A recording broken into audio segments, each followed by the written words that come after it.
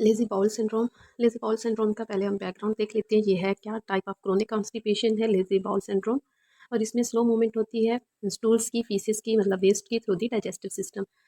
Lazy जो हमारे पास bowel syndrome है, इसको हम स्लो ट्रांजिएंट कॉन्स्टिपेशन भी कहते हैं। स्लो ट्रांजिएंट कॉन्स्टिपेशन या फिर एसटीसी।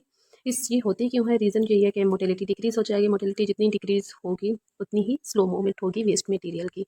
काजेज़ इसकी डायरेक्ट हैं, इनडायरेक्ट काजेज़ हैं। डायरेक्ट काजेज़ जो हैं वो जीआईटी रिलेटेड होंगी और इनडायरेक्ट जो है वो आउटसाइड द जीआईटी कोई भी रीज़न हो सकती है। डायरेक्ट में हम देख सकते हैं इंटायरेक्ट नर्वस सिस्टम की अगर कोई अबनॉर्मैलिटी है, वो नर्वस सिस्टम जो कि जीआईटी में प्रेजेंट होता है, अगर उसमें कोई अबनॉर्मैलिटी, कोई डैमेज हो जाए तो वो लीड कर सकती है इस कंडीशन को।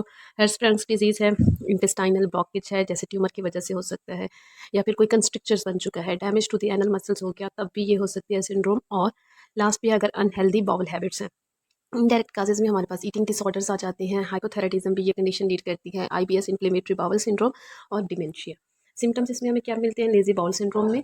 सिम्पटम्स में यही है, जैसे कि लेज़ी बाउल सिंड्रोम नाम से इंडिकेट कर रहा है कि मोटिलिटी कम होने की वजह से जो वेस्टेज की मूवमेंट है वो कम होगी। जितनी वेस्टेज की स्टूल की मूवमेंट कम होगी उतनी ही बाउल मूवमेंट्स कम होंगी, तो डेफिकेशन जो है वो कम होगी। मतलब वीकली अगर हम देखें तो लेस देन 3 बाउल मूवमेंट्स हैं।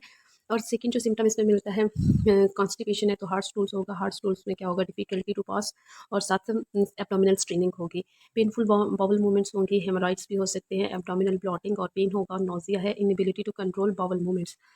ट्रीटमेंट अगर हम इसमें देखें तो लाइफस्टाइल चेंजेस हम कर रहे होते हैं। लाइफस्टाइल में लाइट एक्सरसाइजेज उसे करा सकते हैं ताकि उसकी जो जीआईटी मोटिलिटी है वो इंक्रीज़ हो। डाइटरी चेंजेस करेंगे और डिक्रीज स्टिमुलेंट्स या फिर लेग्जेटिव्स देंगे ताकि उसका डाइजेस्टिव सिस्टम ठीक हो। मेडिकल थेरेपीज में हमारे पास बाउल रीट्रेनिंग आ जाती है, सर्जिकल ऑप्शन भी आ जाता है, और आईएफटी, जिसे हम इंटरफेरेंशियल करंट भी कहते हैं, या फिर इंटरफेरेंशियल इलेक्ट्रिकल स्टिमुलेशन।